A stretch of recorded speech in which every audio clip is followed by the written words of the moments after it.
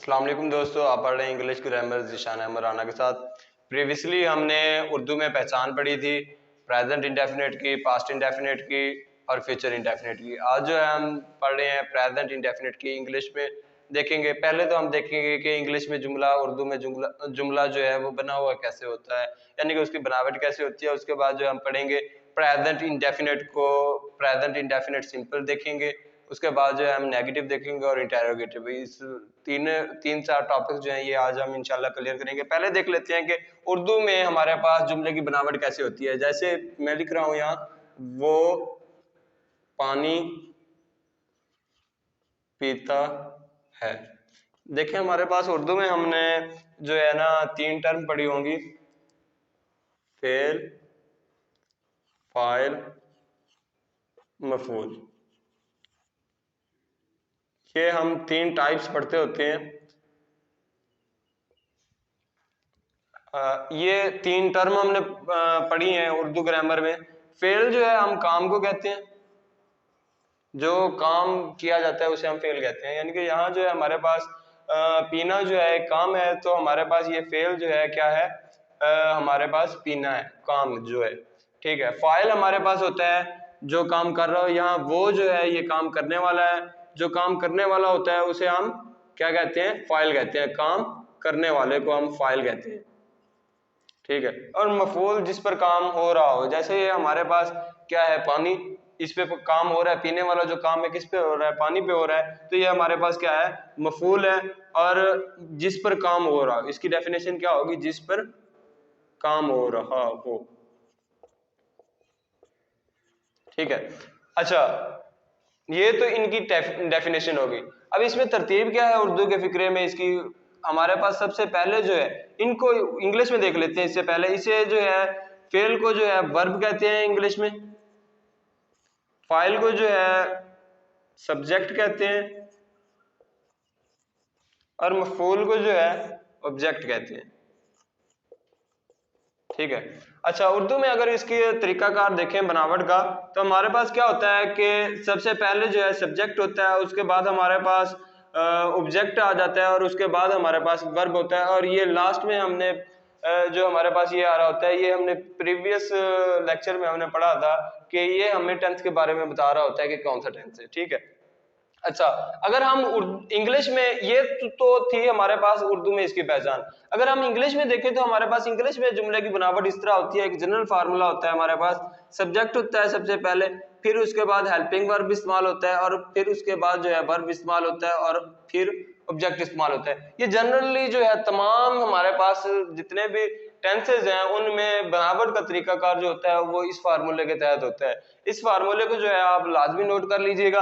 अच्छा, आज जो है हम डिस्कस करने जा रहे हैं प्रेजेंट इंडेफिनिट को, तो उसमें देखते हैं कि हम उर्दू का जो फिक्र है उसकी इंग्लिश कैसे बना सकते हैं। तो प्रेजेंट इंडेफिनिट की हमने जो पहचान पढ़ी थी उर्दू में वो क्या थी कि हमारे फिक्रे के लास्ट में जो है ता है, ती है, ते हैं, वगैरह वगैरह इस्तेमाल होता है। ये उर्दू में इसकी पहचान थी। तो ये फिक्रा भी हमारे पास प्रेजेंट इंडेफिनिट का ही है। ठीक है, अब देखें यहाँ जो है ये वाला फार्मूला जनरल फार्मूला है, लेकिन जब हम प्रेजेंट इंडेफिनिट के लिए ये वाला फार्मूला इस्तेमाल करते हैं तो इसमें हेल्पिंग वर्ब इस्तेमाल नहीं होता है। डायरेक्ट सब्जेक्ट के बाद जो है ना वर्ब इस्तेमाल होता है, और उसके बाद जो है ऑब्जेक्ट इस्तेमाल हो जाता है। ठीक है, ये वाला फार्मूला बन जाता है इसके लिए, प्रेजेंट इंडेफिनिट के लिए। ठीक है, तो यहाँ हमारे पास प्रेजेंट इंडेफिनिट में एक चीज और भी इस्तेमाल होती है कि अगर हमारे पास सब्जेक्ट जो है वो थर्ड पर्सन सिंगुलर है, सब्जेक्ट अगर थर्ड पर्सन सिंगुलर है, तो हम जो है इस हेल्पिंग वर्ब जो है हमारे पास जनरली आम तौर पर यानी कि अगर ये थर्ड पर्सन सिंगुलर ना हो तो फर्स्ट फॉर्म इस्तेमाल होती है वर्ब की। कौन सी फॉर्म होती है? फर्स्ट फॉर्म इस्तेमाल होती है। अगर हमारे पास थर्ड पर्सन सिंगुलर आ जाता है तो फिर हमारे पास एस या ई एस का इजाफा हो जाता है वर्ब के साथ। ठीक है, तो थर्ड पर्सन सिंगुलर कौन कौन से होते हैं? देखिए, बात करने वाले जो होते हैं ना वो दो आदमियों के दरमियान बातचीत हो रही होती है, यानी कि पहला जो होता है बात करने वाला होता है, दूसरा जो बात सुन रहा होता है, और तीसरा जिसके बारे में बात हो रही हो। ठीक है, तो थर्ड पर्सन होता है जिसके बारे में बात हो रही हो, और सिंगुलर होता है यानी कि अकेला। ठीक है, प्लूरल होते हैं जमा, सिंगुलर थर्ड पर्सन सिंगुलर यानी कि जिसके बारे में बात हो रही हो वो अकेला। तो कौन कौन से हो सकते हैं हमारे पास? ही हो सकता है, शी हो सकता है, इट हो सकता है, और कोई सिंगल नेम।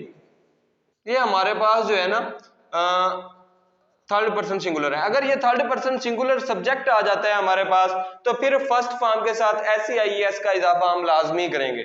अब देखते हैं कि SEIES का इजाफा जो है वो कब किया जाता है। एक एग्जाम्पल पहले देख लेते हैं, एग्जाम्पल बना लेते हैं इसकी। वो पानी पीता है जो है, इसकी इंग्लिश बना लेते हैं पहले। हमारे पास वो की जो है इंग्लिश ही होता है, यहाँ हमारे पास पानी की इंग्लिश जो है वाटर है,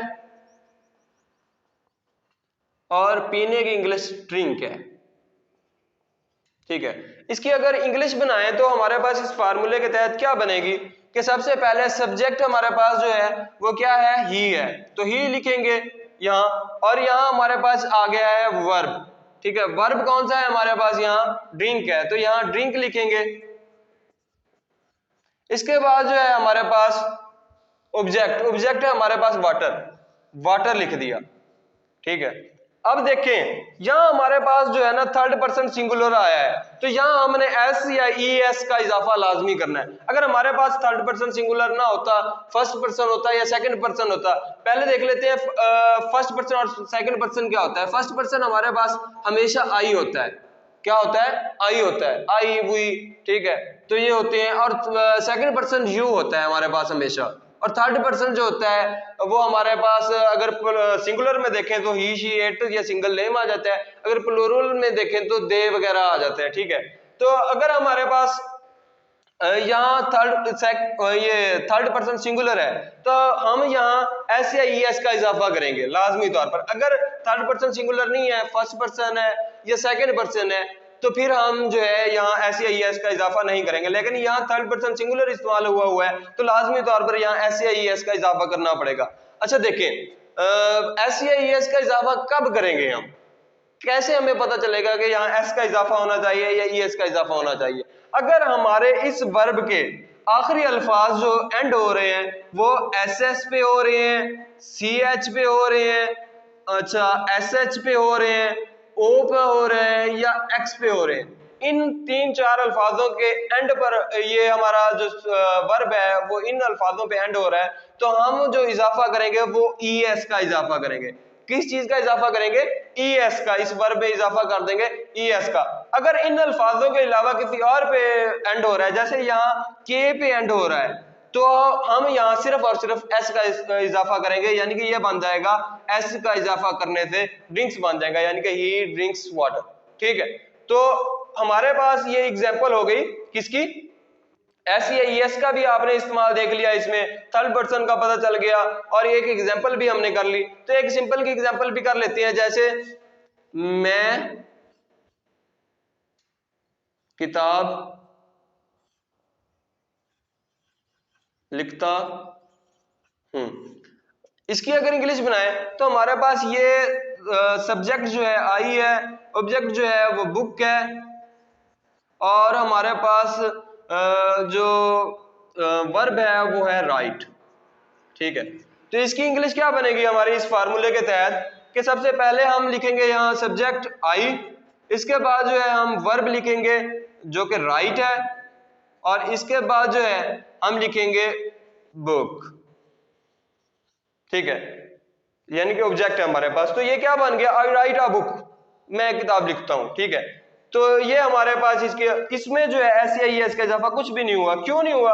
क्योंकि यहाँ हमारे पास जो वर्ब ये सब्जेक्ट है वो हमारे पास फर्स्ट पर्सन है, इस वजह से इसमें एस या ES का इजाफा कुछ भी नहीं होगा। हमारे पास सिंगल ही सिर्फ और सिर्फ फर्स्ट फॉर्म ही सब्जेक्ट की इस्तेमाल हो जाएगी।